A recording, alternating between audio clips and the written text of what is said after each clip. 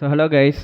இப்போ வந்து பார்த்தீங்கன்னா எல்லா ஃபீல்டுலேயும் வந்து பார்த்தீங்கன்னா அந்த பிக் 3 அப்படின்னு ஒன்று இருக்கும். ஸோ அதே மாதிரி கேமிங் ஃபீல்டில் அந்த 1-on-1 ஃபைட்டிங் கேமுக்கு வந்து பார்த்தீங்கன்னா பிக் 3 நம்ம சொல்லுவோம். அப்படி என்ன சொல்லுவோம்னா டெக்கன், ஸ்ட்ரீட் ஃபைட்டர், அப்புறம் மார்டல் காம்பட் தான் சொல்லுவோம். இதில் நம்ம டெக்கனை மட்டும் விட்டுருவோம். Street fighter and mortal combat. So இந்த ரெண்டு கேமுக்குமே பார்த்தீங்கன்னா ஒரு மூவி வந்து அனௌன்ஸ் பண்ணியிருக்காங்க. ஈவன் டீசர் கூட விட்டாங்க. அடுத்த வருஷம் வந்து ரிலீஸ் ஆகவும் போகுது. ஸோ அந்த மூவியில் யார் ஜெயிப்பா இல்லை யார் தோப்பா, யார் ஜெயிக்கிறதுக்கு பாசிபிலிட்டிஸ் இருக்குது, அந்த மாதிரி அந்த ரெண்டு மூவி லைவ் ஆக்ஷன் மூவிக்குரிய கம்பேரிசன் தான் நம்ம இந்த வீடியோவில் பார்க்க போகிறோம். ஸோ நான் உங்கள் ரெண்டர் கார்டு இருந்துட்டு போ. Welcome to my channel. Mortal காம்பட்டுக்கு மூவி வந்து மே 2026 ரிலீஸ் ஆயிரும். சைமன் மெக்விடோ தான் இதோட டைரக்டர். ஸ்ட்ரீட் ஃபைட்டருக்கு பார்த்தோம்னா கைஸ் அக்டோபர் 2026 தான் வந்து மூவி வரப்போகுது. அதோட டைரக்டர் கிட்டாவோ சாக்குராய். நீங்கள் பேசிக்கலாக அந்த ஒரு கோர் அப்புறம் வந்து ஃபேண்டசி வியூவர்ஸாக இருந்தீங்கன்னா, உங்களுக்கு ஃபேண்டசி டார்க் ஃபேண்டசிஸ்னால் ரொம்ப பிடிக்கும் அப்படின்றவங்க நீங்கள் வந்து மார்டல் காம்பட்டை ப்ரிஃபர் பண்ணி பார்க்கலாம். அதை தாண்டி எனக்கு வந்து ராவான ஆக்ஷன் வந்து ஃப்ளோவாக ஒரு கிரவுண்டட் ரியலிசம் இருக்கிற ஒரு ஃபைட்டிங் மூவி பார்க்கணும் அப்படின்னா நீங்கள் ஸ்ட்ரீட் ஃபைட்டர் சூஸ் பண்ணிக்கலாம். ஸோ கைஸ் இந்த ரெண்டு படம் இருக்குது பார்த்தீங்களா. ஸோ இது வந்து பார்த்தீங்கன்னா பாக்ஸ் ஆஃபீஸில் எவ்வளோ பெர்ஃபார்ம் பண்ண சான்சஸ் இருக்குன்னு அப்படின்னு நம்ம பார்த்தோம்னா ஃபஸ்ட்டு வந்து மார்டல் காம்பட் எடுத்துப்போம். மார்டல் காம்பட்டுக்கு வந்து மெயினாக இருக்கிற என்னென்னா அதோட ப்ரீக்வல் தான். ஸோ 2021 வந்து பார்த்தீங்கன்னா மார்டல் காம்பட்டோட ஃபஸ்ட் பார்ட் ரீபோர்ட்டாக ரிலீஸ் ஆச்சு. அது வந்து பார்த்தீங்கன்னா செமையாகவே வந்து பயங்கரமான ஹிட்டு. ஸோ தமிழ் டப்பிங்கில் அவைலபிளாக இருக்குது. நீங்கள் பார்க்கணுன்னா தாராளமாக போய் பாருங்கள். பெஸ்ட் வித் ஃபேமிலியோட கூட நீங்கள் அந்த மூவியை ட்ரை பண்ணலாம். ஸோ அதே மாதிரி வந்து பார்த்தீங்கன்னா ஸ்ட்ரீட் ஃபைட்டர் வந்து பாக்ஸ் ஆஃபீஸில் வந்து எந்த அளவுக்கு தூக்கி கொடுக்குன்றது அதில் இருக்க கேஸ்டிங் தான்.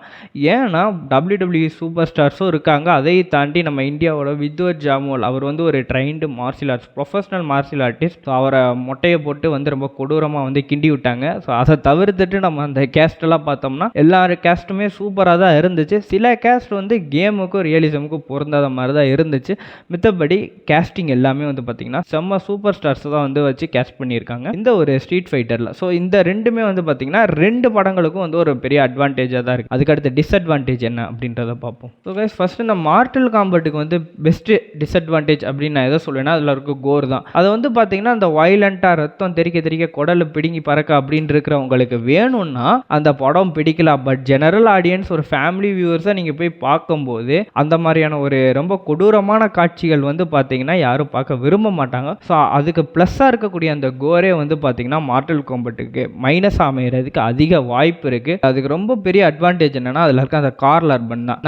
கார்ல் அர்பன் வந்து ஜானி கேஜ் ரோலை தான் ப்ளே பண்ணியிருக்காரு. ஆனால் மக்கள் அவரை வந்து கார்ல் அர்பனாக பார்க்குறாங்கன்னா அதான் கிடையாது. இன்னுமே வந்து மக்கள் மனசில் அவர் பில்லி புட்சராக தான் இருக்கார். ஏன்னா பொதுவாக வந்து இந்த பில்லி புட்சர் அப்புறம் வந்து பார்த்தீங்கன்னா கார்ல் அர்பன் இப்போ கேஸ்டிங்கில் இருக்க ஜானி கேஜோட கேரக்டர் ரெண்டுமே வந்து பார்த்தீங்கன்னா ரொம்ப சேவேஜான கேரக்டர், ஒரு ஸ்டைலான கேரக்டர், ஒரு சேவேஜான கேரக்டர். ஸோ அப்படிப்பட்ட ஒரு கேரக்டரை ஏற்கனவே பண்ணி அதில் ஒரு மாஸ்டராக இருந்தவர் தான் வந்து பார்த்தீங்கன்னா கார்ல் அர்பன். த பாய் சீரிஸ் பார்த்தவங்க எல்லாருக்குமே ஒரு ஃபேவரட்டான கேரக்டராக இருக்கிற வந்து கார்ல் அர்பனோட பில்லி புட்சர் கேரக்டர் தான். ஸோ வந்து அப்படிப்பட்ட ஒருத்தவர் அதை காட்டிலும் வந்து சேவேஜாக இருக்கக்கூடிய, நீங்கள் கேம் விளாண்டுருந்தீங்கன்னா தெரிஞ்சிருக்கும் ஜானி கேஜ் வந்து இப்படிப்பட்ட ஒரு பர்சன் அப்படின்ட்டு. ஏன்னா எதுக்கு வர எவனையுமே மதிக்காமல் போட்டு கலாச்சி அடிச்சு எடுத்துகிட்டு போய்கிட்டே இருப்பான். அப்படிப்பட்ட ஒரு கேரக்டர் தான் வந்து நம்ம ஜானி கேஜ். அதை வந்து கரெக்டாக புல் ஆஃப் பண்ணிட்டார்னா உண்மையிலே வந்து பார்த்தீங்கன்னா அந்த மார்டல் காம்பட் டீமுக்கு வந்து பார்த்தீங்கன்னா ஒரு பெஸ்ட் சக்ஸஸாக தான் இருக்கும். ஸோ அதே ஸ்ட்ரீட் ஃபைட்டருக்கு வந்தோம்னா கைஸ் அவங்களோட ஃபர்ஸ்ட் பார்ட் 1994 வந்துச்சு. ஈவன் அதோட ஸ்டோரி வந்து ரொம்ப பூவராக எழுதுனதுனால அது ரொம்பவுமே பெரிய ஃபெயிலியர் தான். பாக்ஸ் ஆஃபீஸில் எதுவுமே வந்து பெருசெல்லாம் ஒன்றும் ஓடலை. படம் அட்டு ஃப்ளாப். ஸோ வந்து அப்படிங்கும்போது அவங்க ஸ்டோரியில்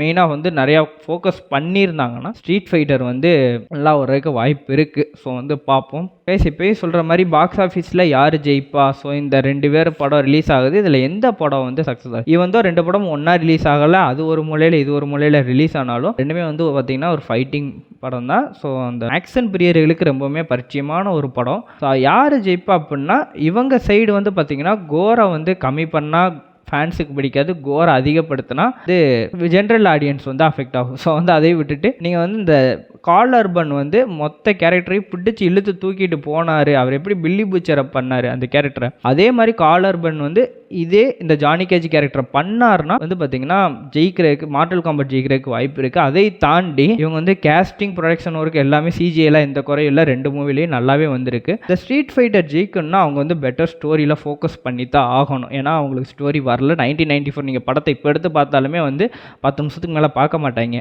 வந்து பார்த்தீங்கன்னா அப்படிப்பட்ட ஒரு மொக்கையான ஸ்டோரி ஸ்டோரி தான் இருக்கும். அவங்க இன்கேஸ் ஸ்டோரியில் வந்து செம்மையாக வந்து ஃபோக்கஸ் பண்ணி அந்த ரைட்டிங் கரெக்டாக ஃப்ளோவாக பண்ணிட்டாங்கன்னா வந்து மேக்ஸிமம் வந்து ஸ்ட்ரீட் ஃபைட்டர் தான் வந்து ஜெயிக்கிறதுக்கு வாய்ப்பு இருக்குது. ஏன்னா அதில் வந்து கோர் கண்டென்ட் வந்து எதுவுமே கிடையாது. ஜென்ரல் ஆடியன்ஸாக போய் பார்க்கலாம் நம்ம. So and that's it for a video guys. நீங்கள் எந்த படத்துக்கு போவீங்க, நீங்கள் எந்த படத்துக்கு ரொம்ப எக்ஸ்பெக்டேஷனாக இருக்கீங்க, இந்த மார்டல் காம்பட்டா இல்லை இந்த ஸ்ட்ரீட் ஃபைட்டரா அப்படின்றத நீங்கள் கமெண்ட்டில் சொல்லுங்கள், நானும் தெரிஞ்சுக்கிறேன். ஸோ நான் எந்த படத்துக்கு போவேன் அப்படின்னா 2 படத்துக்குமே போவேன். நான் 2மே ஒவ்வொரு நாள் தான் ரிலீஸ் ஆகுது. ஸோ உங்களுக்கு இந்த வீடியோ பிடிச்சிருந்தா லைக் பண்ணுங்கள், ஷேர் பண்ணுங்கள். ஸோ உங்களோட கருத்தை கமெண்ட்டில் சொல்லுங்கள். தேங்க்யூ. மறக்காம சர்ப்ரைஸ் பண்ணுங்க.